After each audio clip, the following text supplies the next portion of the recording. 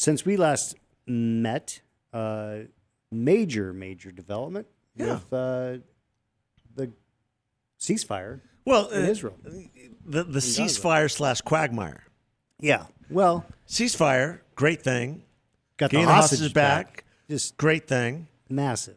Now they're trying to sift through the rubble to find folks who might have perished. Yeah, and it drives me nuts that now Hamas is saying, "Oh, we don't really know where the other bodies of the hostages are." That's outrageous. And they're lining up different tribes and people who supposedly might have been against them during the conflict, and shooting them in the streets. Yeah, lovely. In case you ever needed to know the nature of Hamas and the fact they are animals and they have no regard for human life, just watch as this is playing out. Right now. Their own people. Yeah. But we have to. I mean, for all the people, and this is the one thing that I just kind of like. I mean, it brought tears to my eyes because there were people over and over and over again that said, "Give up. Stop bombing Gaza. Stop the war. Ceasefire. Doesn't matter about the hostages. We're not going to ever get them back. You just need to stop the quote-unquote genocide." Yeah. And they didn't. And the Trump administration, Trump himself, held the line, backed up Israel when they needed it, pushed Israel when they needed it, and they made this happen. Yeah. I mean, this is the most significant. I mean, I don't think people really understand how significant. I mean, maybe they do, but they don't want to. They don't want to admit that it was Trump who got this done. Well, Hillary Clinton seemed to admit that it was Trump that got it done, but there were so many other things that had to happen to make it happen. I think the first and foremost was Trump's willingness to back Israel and take out those who were supporting Hamas, including Iran. Right. I think if you had not taken out the Iranian nuclear sites and basically and some of their generals on top of that, if you had not done that, and even the missile strike in Qatar, even that sent a clear message that the Israelis were not going to stop. Right. And so I think the diplomatic piece then came together as, okay, how do we make everyone stop, and how do we make sure that everyone can save some face? Yeah. Because the next thing is that Hamas is going to get wiped out, and I do believe they're still going to get wiped out because I believe they're not going to. They're not going to disarm. They're not going to disarm. They're not going to honor the other parts of the agreement. They have no intention of following the 21-point plan, whatever that is. And I think you're seeing it in real time. And with the True Socials that are coming out even today, basically telling them you will die or else. You will disarm or else. Yeah. Well, and I thought that a number of things that were significant in my mind from the standpoint of, the president speaking to the Israeli parliament. I mean, Marco Rubio is going to go down as the greatest Secretary of State in the history of America. Coming out of those words coming out of Donald Trump's mouth was just amazing. Well, we knew that was going to be the case when he was nominated. We knew during his confirmation he gave a master class. Yeah. Out of all the nominees. Yeah. All the nominees. I'm just trying to think of some of the other ones that were interesting in terms of confirmation.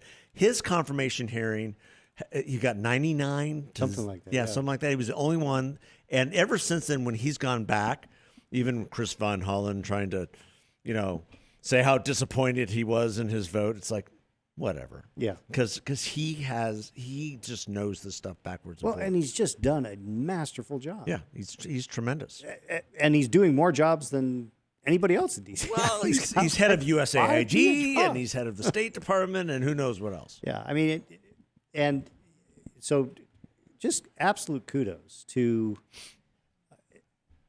the president, to the vice president, to the Secretary of State, to the envoys. I mean, it was amazing. Yeah, and he absolutely deserves the Nobel Peace Prize. Well, I mean if you can't give it to him for this, then the thing is useless. Well, and then the woman that they gave it to down in Venezuela, whose name escapes me because my brain now is mush at this point in the day. Right. But kudos to her for honoring Trump with the award and saying I could not be doing what I'm doing without the assistance of the United States. Yeah. And you notice Trump has said nothing. Yeah. Like, whatever. I'm going to keep doing what I'm doing. That absolutely is the right approach. Too. Yep. But unanimous. I mean, even Vladimir Putin made a statement and said, "This is ridiculous. The man deserves the prize."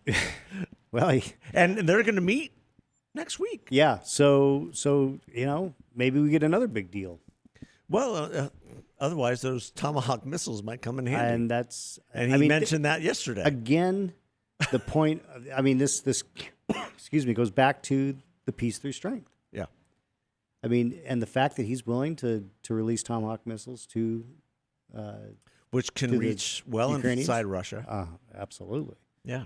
I mean, we're talking precision bombing. Yeah.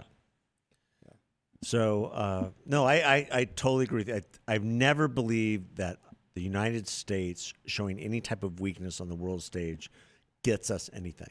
I mean, and then the Biden people, who are these people? Anthony Blinken say, well, he was just following the 10-point plan and made it the 20-point plan because we had been doing this for quite some time. Yeah, I'm going to go to Ukraine and sing with the band now. I'm telling you, yeah. I mean, I'm telling you, I'd never have I been more convinced at how right John McCain was.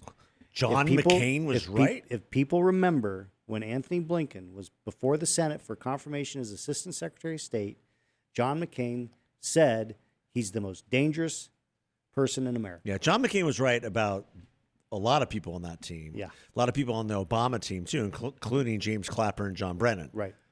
They hated John McCain, and John McCain did not really like them. Well, for good reason. Yeah. He doesn't like traitors. No. Yeah, is there any bigger traitor than John Brennan? No. Certified member of the Communist Party Yeah. in 1976. This Right. guy was running the CIA. It He's going to get indicted soon. John Clapper's going to get indicted. There's John Bolton this week. Yeah. Here it comes. I mean, the FAFO election Yeah. rolls on, ladies and gentlemen. Just rolls on. It's a beautiful thing. I voted for all of it. that's right. Did you vote for this? Yes, I did. Yeah, I did. Yeah. What about ICE dragging people out of their homes? Well, they're not technically dragging people out of their homes. They're going after criminals, and then they are finding all these people in their homes. I think people need to understand that ICE is going after criminal aliens, and there are people who are getting in the way. Well, who are committing a crime or getting caught up. That's what happens in a sanctuary city. Yeah. That's what a lot of people don't understand. I'm going to this apartment complex to get this person. Here's his rap sheet. Oh, and by the way, there's all these other people here too. Let me put them through the database. Right. Oh, you're all here illegally too? You have a deportation order. You have a deportation order. You've been convicted 90 times on whatever it is we have here. And they wrap everybody up. Yeah. And that's what's happening.